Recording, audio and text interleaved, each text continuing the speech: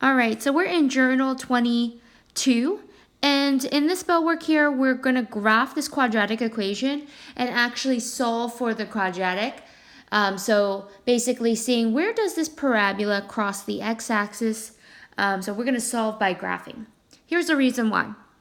So your project is coming up soon, the project check-in, where I will check whether you know how to take a standard quadratic equation. So this here is a standard quadratic equation, and solve it by graphing and by factoring. So today in this lesson, I'll demonstrate that, how you could do it.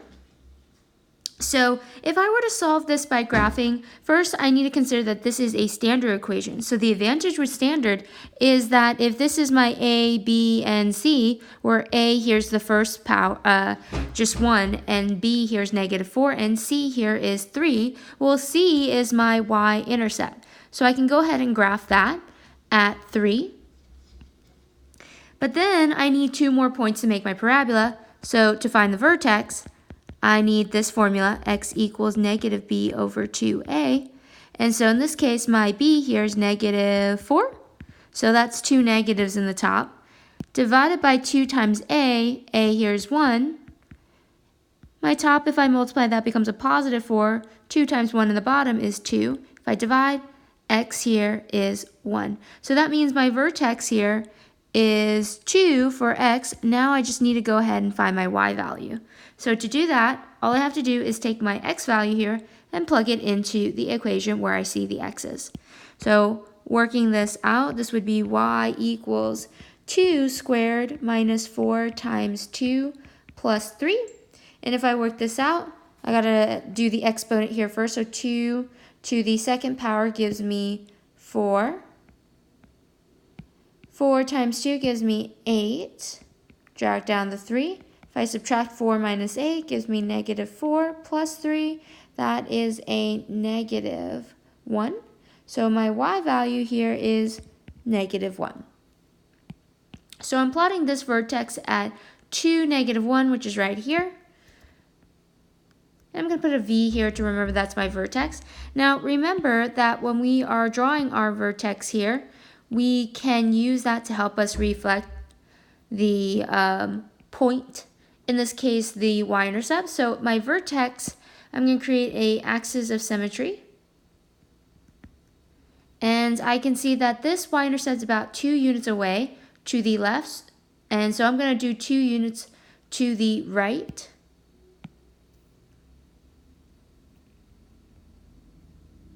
And I'm going to connect the dots. Notice that when I do this on the x-axis, it looks like this parabola hits it at 1 and 3. 1 and 3. So in this case, these x values are 1 and 3. And these are the x values that I would consider the solutions, right? In this case, there are 2 solutions for this parabola because it hits 2 places on the x-axis. Now, I just want to remind everyone, like when we are looking at these points here and it's sitting on the x-axis, right? Well, then that means that these 2 points are x-intercepts. Just like how y-intercepts hit the y-axis, x-intercepts hit the x-axis. And on the x-axis, that is when your y values are equal to 0. Notice how that coordinate there is going to be 1, 0, and that one's 3, 0. All the y values are 0. And so that means if you want to mathematically solve a quadratic, you have to make sure that the y is set equal to 0 and then find your x values. So what we're going to get into today is how do you solve quadratics without graphing? Because graphing depends heavily on our drawing. If we don't draw it well, we might not get the correct x values that it actually hits the x-axis. So we're gonna learn a second method for solving quadratics. All right, so here, let's go over a few definitions. So solving quadratics, we can solve it using factoring. And so in this case, when you're solving a quadratic, we are looking for the x-intercepts. Remember how I was showing you that picture of the parabola? And so if you have a parabola graphed, you are trying to find where does it hit the x-axis and what are those x values here and here. And so what you're doing is looking for x-intercepts. And so to do this by factoring, you have to set y equal to 0, because on the x-axis, that's when y equals 0. After you set y equal to 0, you're going to try to factor. And then once you have your factors, you're going to set each factor equal to 0. Then solve for x. So you're going to set each factor equal to 0 and then solve for x. So that way you can get to your x value. So let's demonstrate that here with an example. So here I have that same quadratic equation that we graphed, but this time around we have to solve by factoring. So to do that, first step is to try to set y equal to 0. So here's my y, and that would mean if I want to set this equal to 0, I'd plug in 0 for y. Here's the thing. Typically, when you plug in 0 for y, you're not going to, so typically we don't write the 0 on the left-hand side, as you can see where y is. You'll notice that a lot of mathematicians or people who do math will write it on the right-hand side. This is just a preference thing, so I like to write it on my right-hand side. And then now that the y is set equal to 0, or the equation set equal to 0, I can try to do step 2, which is to factor. Notice how this here is a trinomial. There are 3 terms. So if I were to factor, what 2 numbers multiply to give me 3? Well, there's not a lot of options here. 3 and 1, I think, are the only ones. And so if I were to factor 3 and 1, I got to think about the signs to make a positive 3 when I multiply, but add to give me negative 4. So maybe negative would work. Let's see. Negative 3 times negative 1 gives me positive 3. Negative 3 added with negative 1 gives me negative 4. So this does work. And so once you're satisfied with your factors, you want to do step 3, which is set each factor equal to 0. And once you do that, you're just going to try to get x by itself. So this becomes a problem that we're very familiar with. So I need to move over this 3, so I'm going to add 3 to both sides. So x is equal to positive 3, because 0 plus 3 is 3. And so I'm going to add 1 to this side, and so x is equal to positive 1. So x equals this, and x equals 1. 2 x values here. All right, now let's take a look at some homework problems. So I'm going to go to the homework packet and turn to page 4 and try to do 4 of the problems from the homework packet. So here I have some problems from the homework packet, packet 4, page 4. I'm going to be doing problems 1, 4, 5, and 10. So this first problem here, notice it's asking you to solve the equation by factoring, but this problem here is already in factor form. So they've already done the hard part. This side is already set equal to 0, and this side here, all I have to do is factor. So I'm going to set each, actually I don't need a factor, I'm going to set each factor equal to 0. Because it's already been factored, I have to solve for the variable. So if I were to set each one equal to 0, I'm just going to try to get k by itself. So go ahead and try to do that. I'm going to do that here. I would have to subtract 1, so k is equal to negative 1. And then if I add 5 on this side, k is equal to positive 5.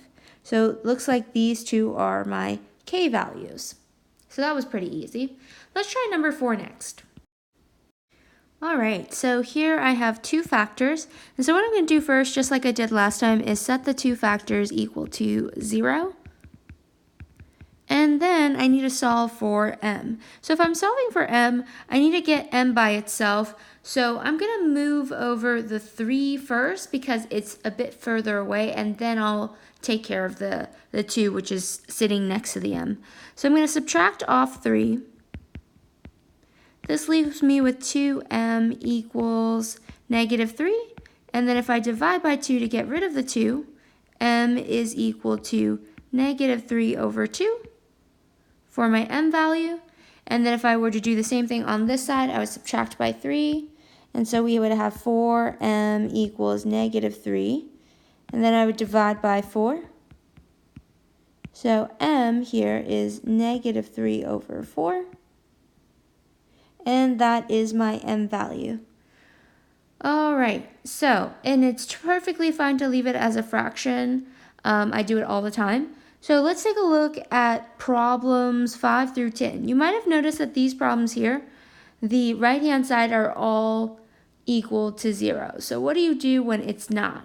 And how do you handle that? So we're going to take a look at that in the next slide. So this here is problem 5. And notice how the right-hand side is not a 0. So I need to make it a 0. How do I do it?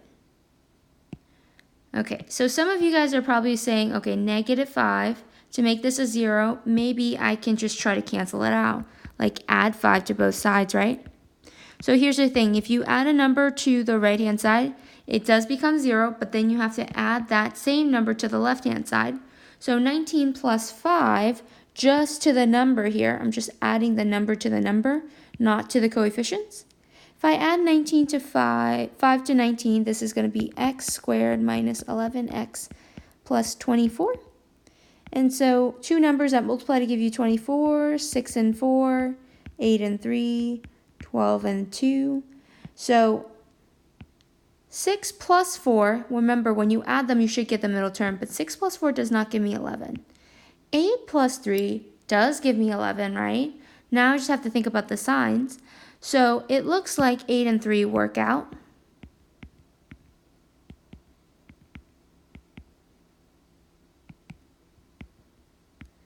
So it looks like both of them need to be a negative to make a positive 24, right? -8 times -3 gives me positive 24.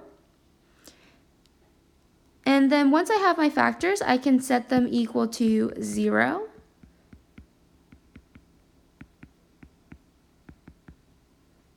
And so if I add 8 to both sides, that cancels, and x is equal to 0 plus 8, which is 8. If I do this one, I'm going to be adding 3 to both sides. X is going to be equal to 3. So x equals 3 and x equals 8. Two solutions here. All right, let's do one more together. All right, so problem 10 is pretty interesting. Notice how in this equation there are two terms, and it's kind of like a binomial, but not quite. So what I need to realize is that there is a 7 on this side here, so I need to move it over so that way, my entire equation is set equal to 0. So if I add 7 over, this side would be 0. Now keep in mind 7 and r's don't combine like terms. In this case, you just have to bring everything down. So you have 7 r squared minus 14. Let me write this a little nicer. 7r minus 14r plus 7. And then that side's equal to 0. Now before I get started with factoring, I'm going to check to see if my first number is divisible by every term. So notice how this is a 7. I want to make sure that every term here is divisible by 7. And it does.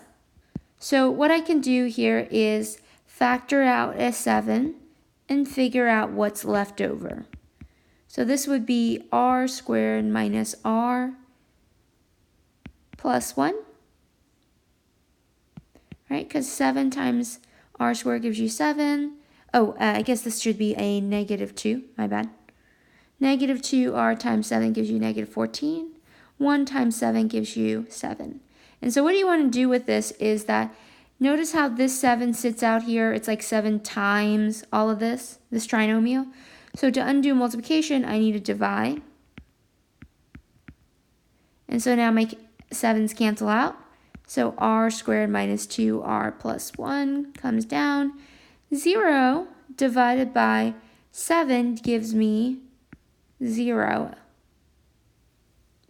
And so now I can try to factor. Two numbers that multiply give you 1. There's not a lot of options. Just 1 and 1 work. So if I factor, I need a 1 and a 1. The middle number here is a -2, and the last number here is a +1. So I know that I need a negative sign to do this.